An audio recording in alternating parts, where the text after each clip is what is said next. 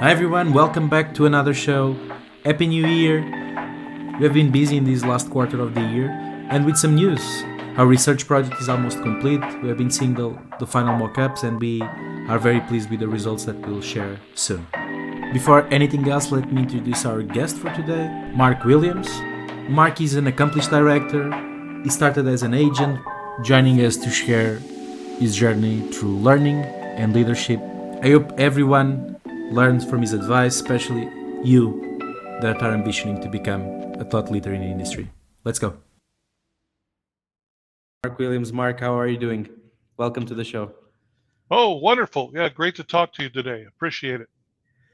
Thank you so much for being here today. Mark, you have been in this industry for a long time.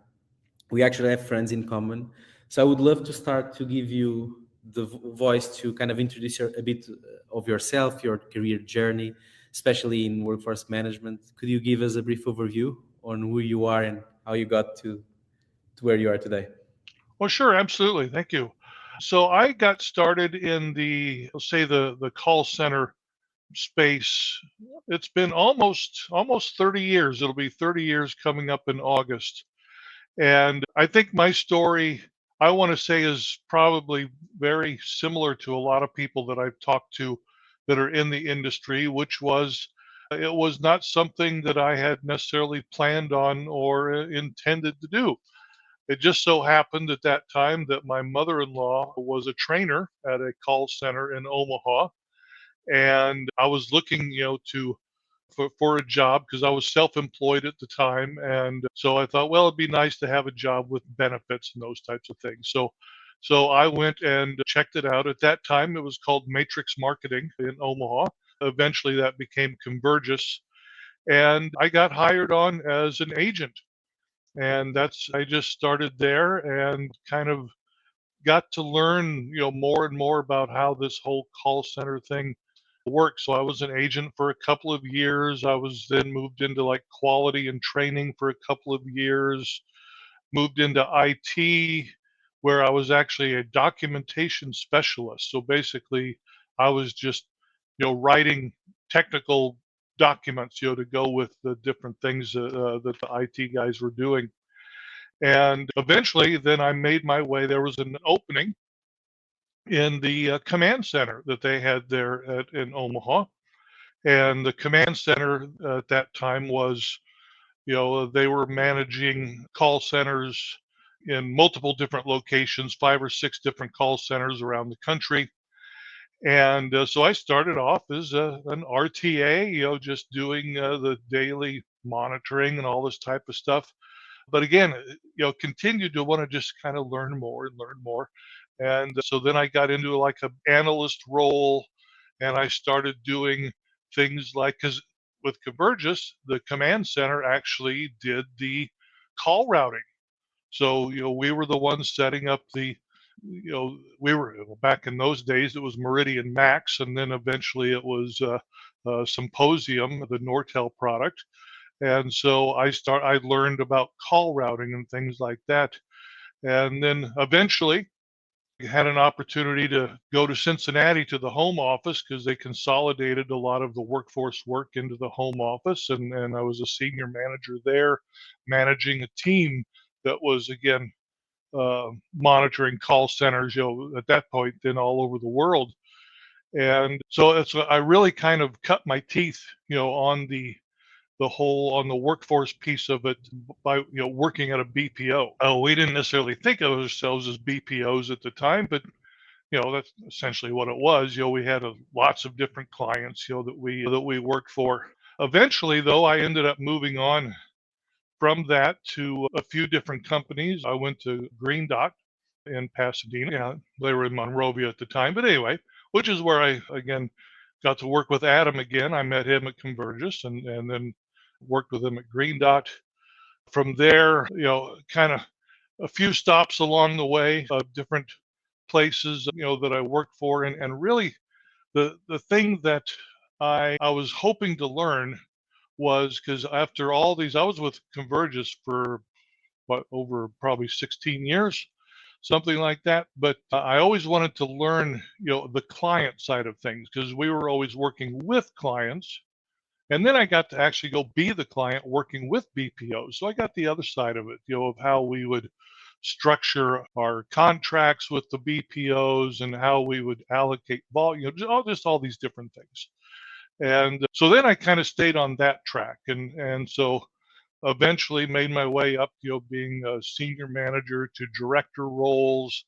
But I always really valued the experience that I got being an agent because I knew what it was like to get a schedule, from workforce, and how I made that, that schedule had to fit into your life. Working with in quality and training, what their needs were, the call routing, IT, because I've always felt workforce people need to be very well, and know a little bit about a lot of different areas, It's a lot of because skill sets under the same professional, right? yes, because you interact with those folks a lot, and just being able to even speak their language, to be able to request things from them in terms that they understand, I found to be very valuable. So that kind of brings me to now here 30 years later, and which of 23 years of that almost in workforce, and still enjoying the day-to-day challenges that workforce management brings. I like the mention you did on what the BPO industry was before, not even recognized as such, but that's an interesting observation. I wanted to ask, so on that beginning, when you started to the command center and RTA into workforce management, what was the point in time where you felt that spark that motivated you to continue to pursue this career? I think it was really when I moved beyond just doing, RTA type work, watching and running reports and things like that, to the point of being involved in the call routing side of it, because it always there's just something about the challenge of knowing that you can sit in front of a computer and punch some keys and do a few things, and then pick up a phone, dial a phone number, and then actually have that be answered within a matter of seconds by someone halfway around the world, and you can see it on your screen of everything that's happening. And especially at that time, where we were first really kind of moving a lot of things offshore, just the idea that it's like, wow, that this, we take it for granted today because naturally, calls are going everywhere. But just the idea that, that I could sit there and design something and put it in place, and then just pick up that thing that we're all so familiar with, a phone, and dial a phone number like we've always done, and actually know that it went exactly where I wanted it to go because I did it. And so that really then put into place my thing that I've always talked about is, getting the right call to the right person at the right time, and those type, and being able to know in the background how all that magic happens. So from there, that's where it sort of completed the puzzle for me, because that's now knowing how that all worked really opened up a lot of doors, I believe.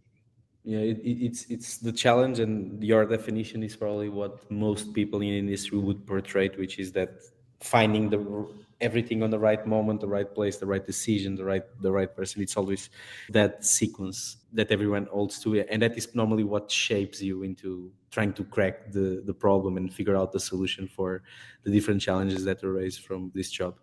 Mark, to step a bit on your career, and you did multiple roles, you had led multiple teams across the years. I wanted to ask more about kind of like leadership. So we have a lot of people that listen that are either new managers, new leads, or just preparing themselves to become a leader. You led teams multiple times. So what would be your recommendations or your approach to effective team leadership in this space? Sure. So I will say that for me, it has definitely evolved over the years. You always come into managing people. There's always your first time, because, we always talk about, and people always ask, how do I make that transition into being a manager and managing people? How do I get the experience? And you always kind of think you're ready, right? until it happens. And then you realize how much you don't know. So I would say for me, it has definitely evolved over the years from initially, you think that you have to kind of control everything. It's like manager. That means you have to manage these people. You have to manage everything that's going on, which means that you have to have, a certain amount of control. And as the years went on, I began to, at least for me anyway, my path was that I learned that I needed to not so much control, but enable and to teach and to give people the opportunity to solve problems, to succeed, give them the support that they needed without necessarily dictating exactly how you want things to be done, because there are often many different approaches to solving different problems. So I think I'd like to think anyway that I evolved into the type of manager who would work with their team, support their team, give them the tools that they need to be successful, and also have a investment in the people, be to get to know them on a more personal nature, at least as far as, what are their goals? Where do they want to be, in the future? What plans do they have? What things? I read somewhere about motivation. They talk about you have to motivate your people. And from what I've read and my experience, I think has shown it as well, as you can't motivate other people. They have to find their own motivation, but you can, as their leader or their manager, help them to be in an environment where they can find that motivation and then support it, as they go along. I'd like to think that the type of manager or leader that I am now is more of one of, I mean, naturally, sometimes there are decisions that have to be made, but you try to make sure that you're being very supportive and giving people the opportunities to succeed and help them to in their career, because oftentimes who you're leading, your team, are people that may be much earlier in their career span. They're just getting started, or they're just kind of part way in, and so you want to help them and guide them and make it as much about them as it is the work, I believe. So that's, I think, I how love my that. style has evolved into. Mark, when you look at the skill set that is required for WFM, and especially when you have new people coming in, which skills do you look for? Do you look at more analytical people? Do you look at communication skills? What are the first skills that you first try to gauge from the different professionals that are weighing in? So I mean, certainly there is some, I'll call them technical skills involved. I mean, math, obviously, there's, workforce involves a fair amount of math. Not that you have to be a math major or anything like that. You have to know what math needs to be used. So there's a certain aptitude, I mean, that you have to be somewhat, I think, analytical, technical, those types of things. For me, though, it's also having a natural curiosity, so that when things, you want to know how things work. You want to know, hey, something happened. How did that happen? What led us to that point, and how can we fix it? So it's kind of a natural curiosity, and again, sort of what I've learned to be, I believe anyway, really successful in it, is that you have to have a certain amount of, I'm not sure what the right word's going to be, but either compassion, empathy, things like that. You have to realize that, yes, while it is a very analytical type job, that when you are looking at, say, numbers on a screen, or especially like if you're doing RTA or whatever, that some of those numbers are people that are on the phone trying to solve a problem that they have that was important enough that they needed to call to get it solved. And the other side of the ledger, those other numbers are agents who are again human beings who came to work, but they have families, they have a life that they're trying to make with this work.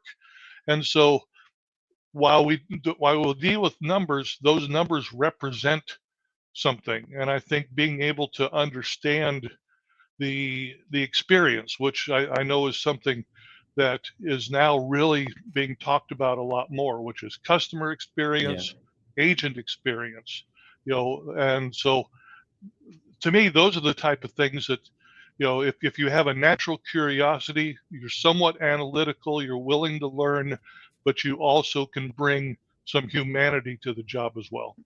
So, Mark, thinking on kind of like your career, is there any challenge that you faced that you would be able to share? And how did you manage to overcome it? That could be a lesson for the future leaders of the industry.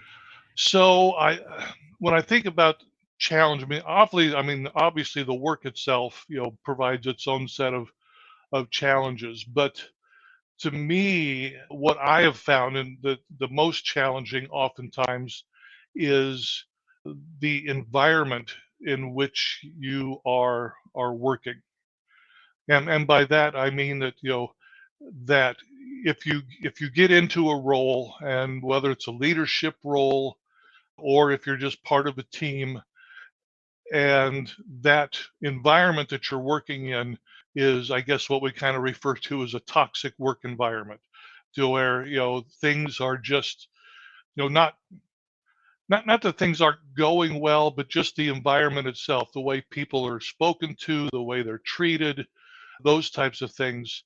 And so I've had challenges along the way to where you get into a role, and then at that point determine that not only is, as a company, it's somewhat of a toxic environment, and that as hard as you try, sometimes one person is not enough to be able to implement, to change that. I mean, you can change it in your world, with your team, but it doesn't necessarily change, everything else that's going on around. So for me, probably the thing I learned the most about when you're looking for a new opportunity, and this of course applies to more than just workforce, is that if you're interviewing, keep in mind that they're not just interviewing you, but you have to also interview them, and try to get to Yeah. know what, as best you can, what type of culture. I think now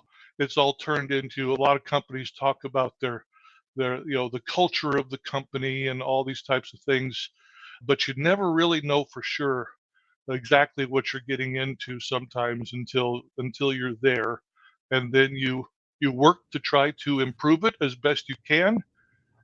And sometimes it works, and sometimes it doesn't. But and when it doesn't, unfortunately, that oftentimes is when you realize that you know you need to find something else, or try to find an environment that is more conducive to a Mhm. healthy working environment. So those are the It's challenges a that, learning yeah, process when it fails. yeah, that's the challenge that I've found. The work itself, is, while it can be challenging, it can be still very rewarding. But again, if the culture of the company, or even just the department or whatever, is not as warm and welcoming, that can be really tough to overcome. I wrote two things you mentioned. One related with the customer experience as well as the employee experience, which translates on the satisfaction of the employee in the end of the day, and that balance.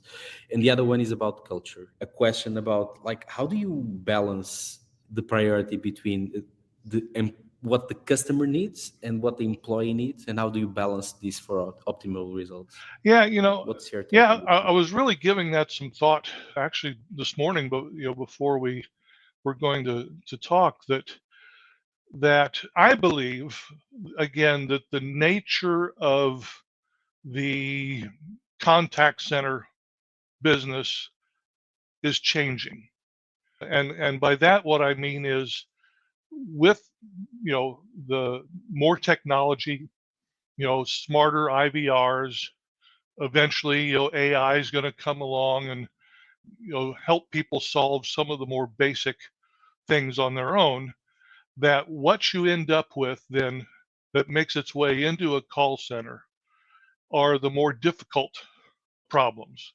If it was easy, that you could probably just do it on the website, right, and things like that. So it's going to be the more difficult things, which to me means that the the skill set of the agents who are taking calls or chats, whatever they're doing, is going to have to also be higher, because now they're solving more difficult things.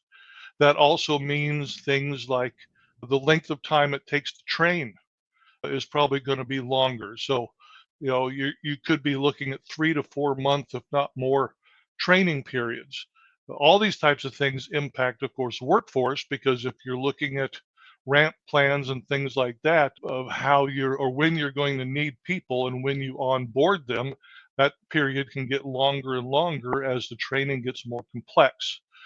But it also means that things like attrition are much more impactful, because if you've got that much invested into someone and then, then they get to work and then within a month or two you lose them, that's not a very good return on investment. So kind of where I'm going with that is that for the agent experience, I think we have to be a little more flexible, um, to be able to make sure that we are, allowing for that work-life balance, to make sure that these folks that you've invested all this time and money into are in a good environment and they feel like that if they have life needs that somebody is hearing them. And I think from that, to me, happy agents makes for happy customers, because an agent who feels like they're being appreciated, being listened to internally, I think is going to then serve the customers that are calling that much better as well. So I think the two are really very much connected. Um, that again, agent experience, you know, is going to be reflected in Yeah. your CSAT scores, FCR, NPS, all these different metrics now that people are looking at a lot more to show how satisfied the customers are as well. So that's what I'm seeing that things are kind of shifting into, is again more higher skilled level of agents, difficulty of the calls that they're getting, Mhm. handle times are going to be a little longer, all these types of things. But I think it all ends up resulting in also better customer satisfaction, um, Mhm. if you have, again, agents who are well trained and have the tools that they need to solve problems.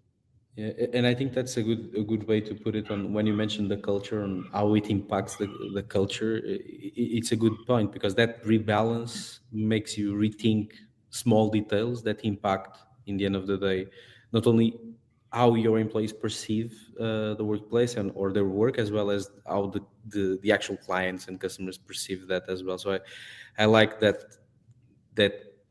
kind of polarization of the two, and how they bridge together, and how do you need to overlay them to actually correct them. I really like that.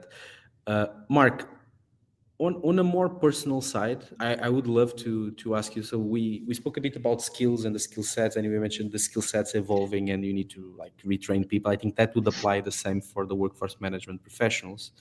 What kind of, like, when you look at your career and your growth, what do you think that are the skill sets that helped you succeed? Like, what are the things that you would say that you could share as an advice? Like, those are the different things that in my skill set that I was able to identify and evolve it to succeed, especially now that the skill set is evolving again for the WFM professionals. Well, so my belief again is that I don't know if this is the right term again or not, but it's somewhat old school. Granted, I mean, I hate to make it sound like I'm ancient, but I've been doing this type of thing for a while. I've always looked at when it comes to workforce that, we are the first one in the door and the last one out the door. That we are the team that is always going to be keeping a close eye on what's going on, making sure that everything's running smoothly, or throwing the alarms when something goes wrong, and that we have things ready to go before the day begins, and we don't leave until everybody else is gone. So I guess by that, what I'm then, the skills I guess that I'm looking at is that you have a sense of ownership, because a lot of what is developed comes from workforce, everything from capacity plans to schedules to forecasts to oftentimes, like I said, call routing, reporting, things like that. So having a sense of ownership over these things to make sure that everything is running as smoothly as they can. And so I think having a certain amount of ownership, I think it's okay to have some pride, not the bad kind, but just you've been able to set something up and watch it develop and be successful. But also, I would say attention to detail is also a valuable skill, and the ability to, and this is where I'm going to say that experience comes into play. I've always said that, like, knowledge plus experience equals wisdom, and so that's something that you can't rush. I mean, you have to learn things, then you have to experience it, and eventually you get to the point to where you can almost feel if something's going wrong. The ability to look at a screen, even from across the room, and to be able to say, okay, there's something not quite right there. And that, I think, is something that takes time to Mhm. learn, but I think it's a valuable skill in the workforce, because really workforce, I believe, is counted on to be the ones to be the, keeping an eye on things to make sure that things are working as planned, that you don't have customers hanging out there waiting to get through, but wait a minute, there's nobody on that queue, it's never going to get answered. How do we solve, just different things like that, that workforce has to keep an eye on it, because quite honestly, operations should be working with their agents. I mean, that's not their role to be the person who's keeping an eye on things. So I think that is probably one of the best skills. I'm not exactly sure what skill that's called, but I think that's part of that's the natural curiosity. Part of it is the attention to detail. Mhm. And then also, again, experience and knowing how things should work, and then having the ability pretty much almost at a glance to be able to tell if it's working or not. The thing that comes to mind what we were describing is a lot also connecting with problem solving. Is like you develop a skill set more than solving the problem itself.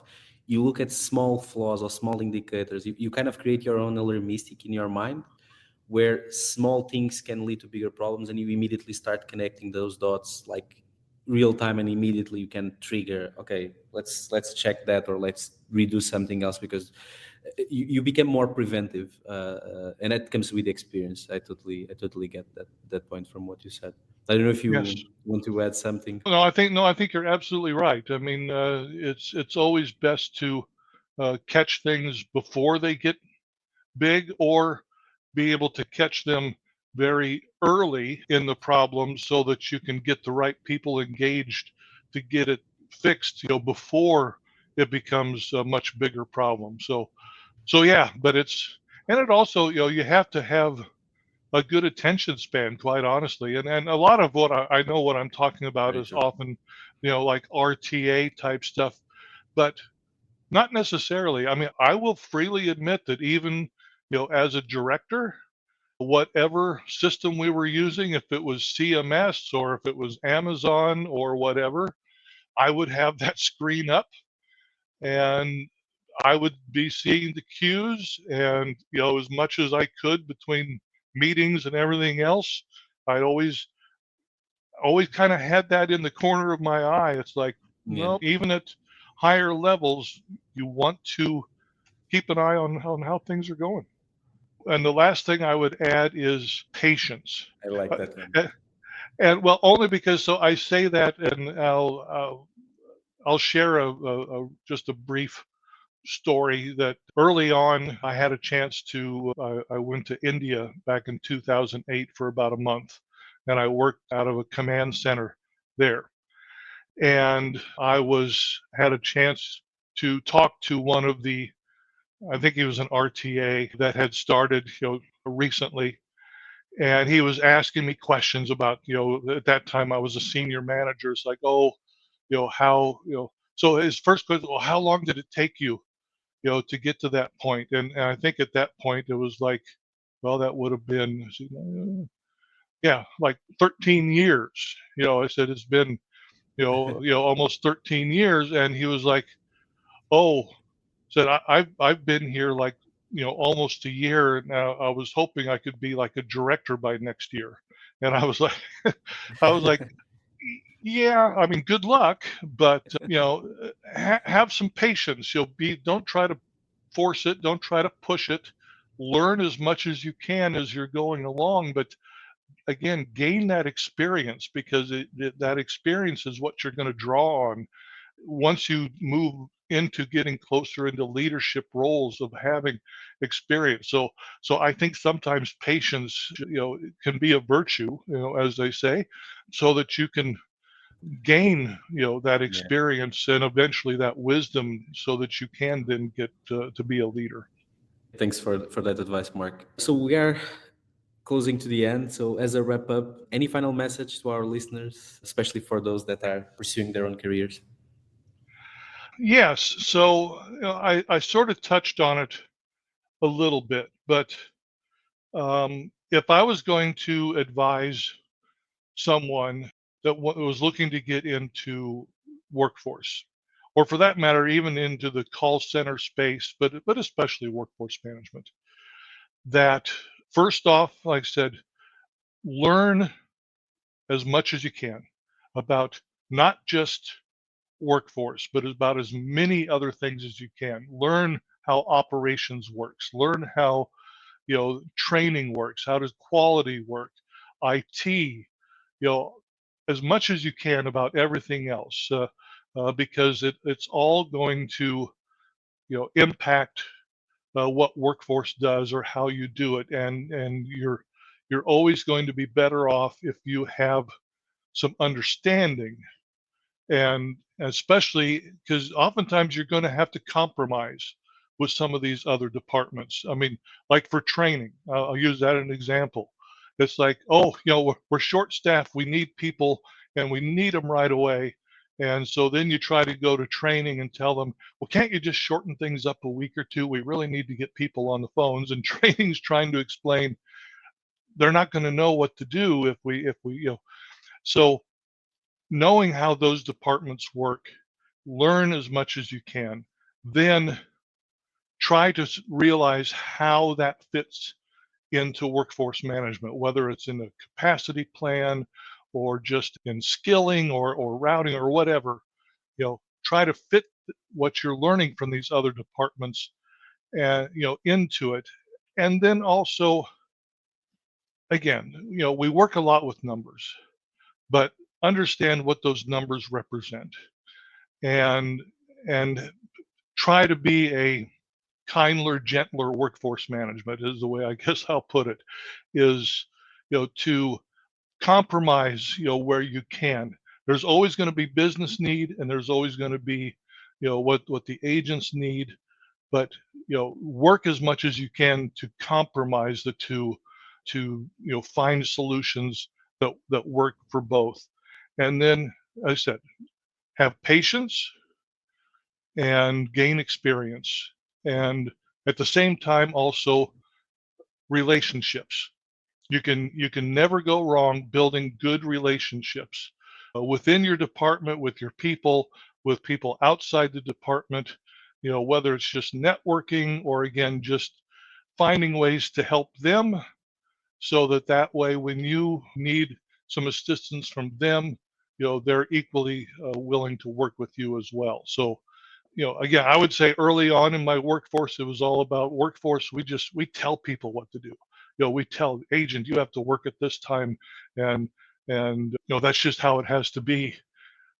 Again, I've learned that trying to find that solution where you can compromise get you a lot further. So that's that's my recommendation, I guess, for someone wanting to get into it. And like I said from the beginning, have that natural curiosity, so that way every day you're always going to learn something new. So, and I think you can make a great career of it.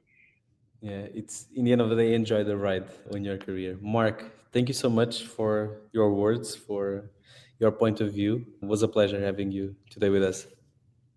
Oh, I enjoyed it as well. I could talk for hours about all things workforce, but we don't have that much time. So, but yeah, it's just, again, it's been great, talking with you and exploring some of these topics, and I appreciate your time. Thank you. Thank you so much one more time. Thank you.